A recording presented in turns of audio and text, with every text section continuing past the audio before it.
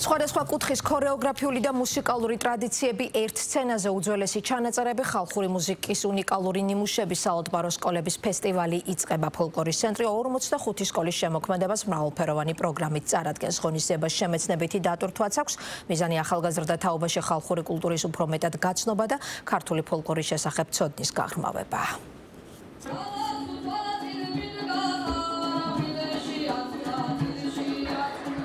საქართველოს სხვადასხვა რეგიონის საალტბარო სკოლის მოსწავლეები რამდენიმე დღით დედაქალაქში შეიკრიბნენ. ფესტივალის ფარგლებში, რომელსაც ფოლკლორის ცენტრი უკვე მეორედ ატარებს.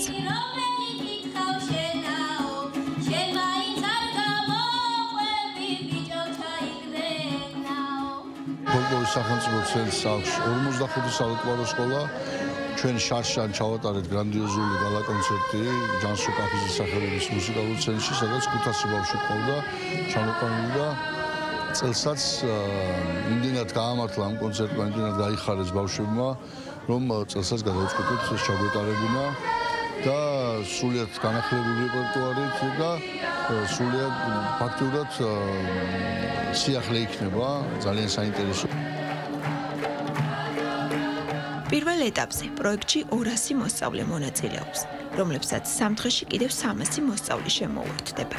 რეპეტიციებზე პატარა შემსრულებლები ერთმანეთ შემოქმედებითად ეცნობიან და მათი კუთხისთვის დამახასიათებელ ქორეოგრაფიულ თუ მუსიკალურ ტრადიციებს უზიარებენ. ნიმუშები, რომელიც არის შერჩეული, მათი უმრავლესობა არ არის, ესე ვთქვათ, გადამღერებული ნიმუშები და ასევე ქორეოგრაფიული ნიმუშები. ბავშვები ეხებიან ასე იგი უძველეს ჩანაწერებს, აცოცხლებენ ძველ კადრებს ფილმებიდან თუ ზოგადად საარქივო ჩანაწერებიდან და ამ კუთხითაც ძალიან მნიშვნელოვანია ეს ფესტივალი, რომ იქნება ასე იგი კარგად დავიწყებული ძველის თავიდან გაცოცხლება და წარმოჩენა.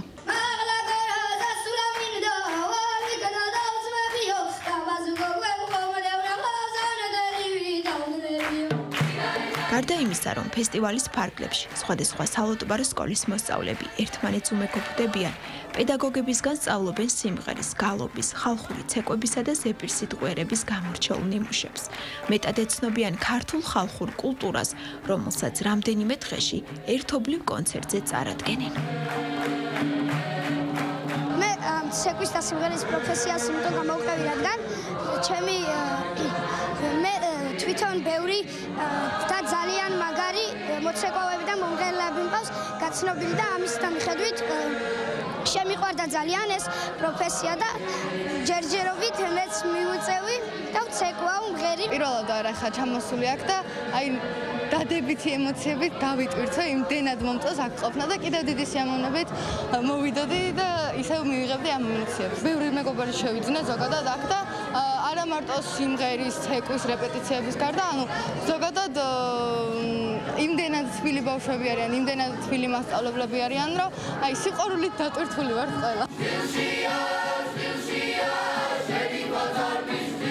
10 დღიანი ფესტივალის შემაჯამებელი საღამო ჯანსუღ კახიძის მუსიკალურ კულტურულ ცენტრში 15 ნოემბერს გაიმართება.